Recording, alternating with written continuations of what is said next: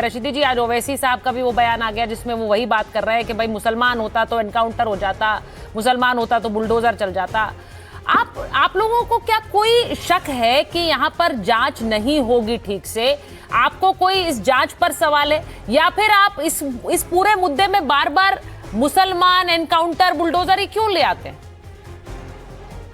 देखिए सुचारिता, एक सवाल आपने किया था कि अब मुसलमान राम क्यों याद आ गए। हाँ। आपको शायद याद नहीं, सैकड़ों साल पहले अल्लामा इकबाल ने कहा था कि हमें नाज है राम के वजूद पर, अहले नजर उनको कहते हैं इमाम हिंद। बिल्कुल। जो राम इमाम हिंद है उसको भुलाया कैसे जा सकता है? ये तो आपने बड़ा अजीब सा सवाल कर दिया। दूसरी बात, देखिए यहाँ चंदा चोरी की बात ही नहीं है, यहाँ तो करोड़ों हिंदुओं की आस्था की चोरी हुई है, सही बात। डकैती हुई है, लूट मारी हुई है। वो करोड़ों आस्था जो ये नहीं देखती कि मेरा मंगलसूत्र है, मेरी कान की बाली है, मेरे हाथ की चूड़ी है, मेरा कौन सा जेवर है, जो राम जी के विश्वास पर दान पेटी में डाल देते हैं, उन तमाम को जैसे ठगा है। वो एक मिसाल मुझे याद आ गई कि कोई ऐसा सगा नहीं जिसको इन्होंने ठगा नहीं, सारे हिंदुओं को ठग लिया। और बड़ी बात कहता हूं मैं आपके चैनल के माध्यम से, जब रथ यात्रा निकली थी 1400 करोड़ का चंदा इकट्ठा हुआ था और चंपत राय जी का नाम उसमें भी आया था। आज तक उसका पता नहीं वो 1400 करोड़ कहां गया। वीएचपी उसको ऐसे डकार गई कि आज तक ये भी नहीं पता चला कि कौन सी दवाई लेके डकार गई, कौन सी दवाई से पाचन ले लिया उन्होंने, कि उनको पता ही नहीं चला कि 1400 करोड़ कहां गए। और उस वक्त भी सोने की ईंटें और पता नहीं क्या क्या था। आज भी मैं फिर कहता हूं इस बात को, ये चंदा चोरी नहीं है। हाँ। इसको चंदा चोरी कह के बहुत हल्का मत कीजिए आप। ठीक है। ये आस्था की चोरी है, ये करोड़ों हिंदुओं की आस्था पर कुठाराघात हुआ है। और इसमें तो इनकाउंटर भी बहुत कम है। इनकाउंटर और बुलडोजर कोई हैसियत ही नहीं रखता इसमें।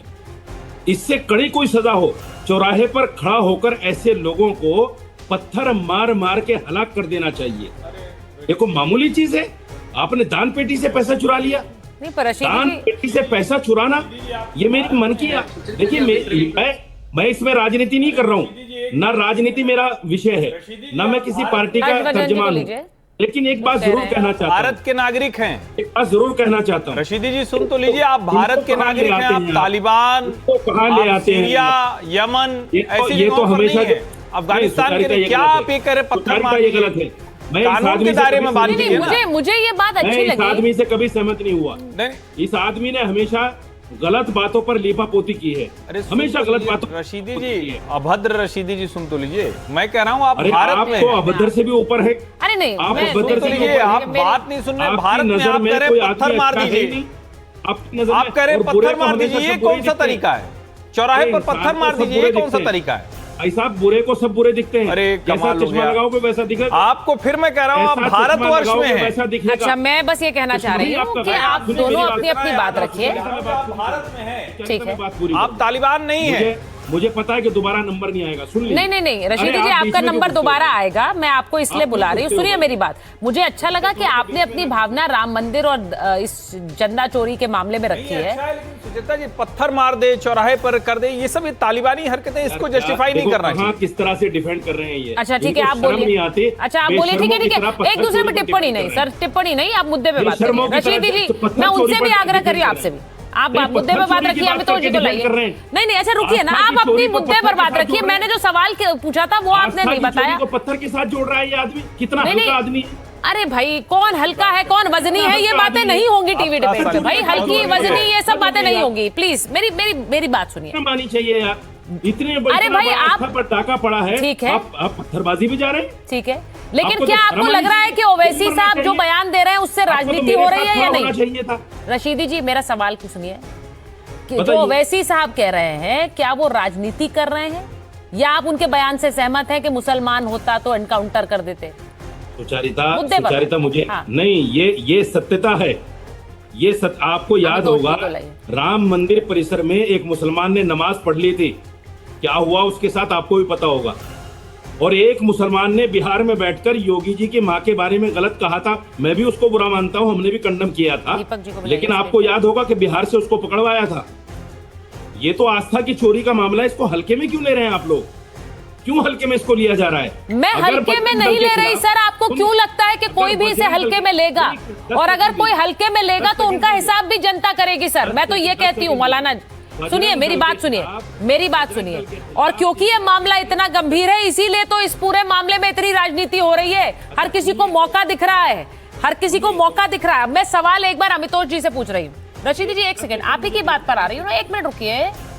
अमितोष जी जरा मुझे बताइए, वो कह रहे हैं, जो ओवैसी साहब कह रहे हैं कि चंपत तो चंपत हो गया, चंपत तो मजे में है, मुसलमान होता तो पता चलता, तब बुलडोजर चलता। तब बहुत से लोग कह रहे हैं कि ओवैसी साहब क्या गलत कह रहे हैं। वो कह रहे हैं कि भाई बुलडोजर चलता तो है, बुलडोजर चलता है, एनकाउंटर होता है यूपी में।